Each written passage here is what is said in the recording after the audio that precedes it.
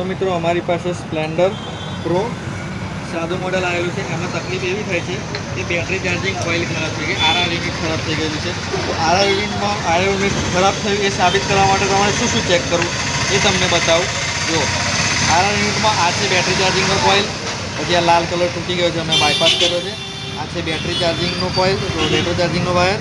પીળો છે એ તમારા લાઇટિંગનો છે અને ગ્રીન કલરનો છે એ તમારે છે અર્થિંગ. તો આમાં કરંટ આવે છે કે નહીં તમારે ચેક કરવા માટે શું કરવાનું? સૌથી પહેલાં ટેસ્ટ લેમ્પ લેવાનો. ટેસ્ટ લેમ્પ એક અર્થિંગ મારવાનું અને બીજો તમારે લઈ અને અહીંયા અડાડો અને કિક મારો એટલે જો કિક મારશો એટલે અહીંયા લાઇટ થશે, મતલબ ટેસ્ટ લેમ્પમાં લાઇટ થશે. જો લાઇટ થઈ તો મતલબ કે મેગ્નેટમાંથી આરઆર યુનિટમાં કરંટ આવે છે.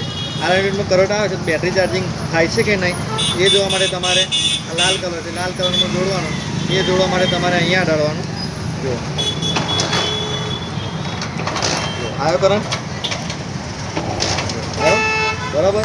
એવી જ રીતે તમારે લાઇટિંગ કોઇલમાં કરંટ આવે છે કે નહીં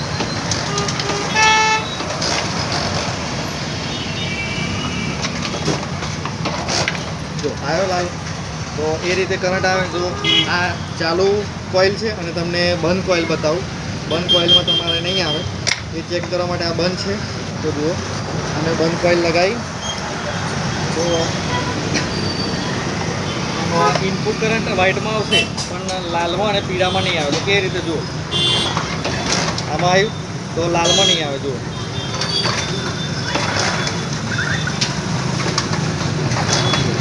એ રીતે પીળામાં પણ નહીં આવે. પીળામાં આવ્યો ને બેટરી ચાર્જિંગમાં નહીં આવતું. બેટરી ચાર્જિંગ કોઇલ નહીં થતી, એના લીધે ગાડી સ્ટાર્ટ નહીં થાય અને બેટરી ચાર્જિંગ નહીં થાય. તો આવી રીતે તમે કોઇલ ચેક કરી શકો. અને આવી નાની મોટી જાણકારી માટે અમારા વિડીયોને લાઇક કરો, શેર કરો અને ફોલો કરો.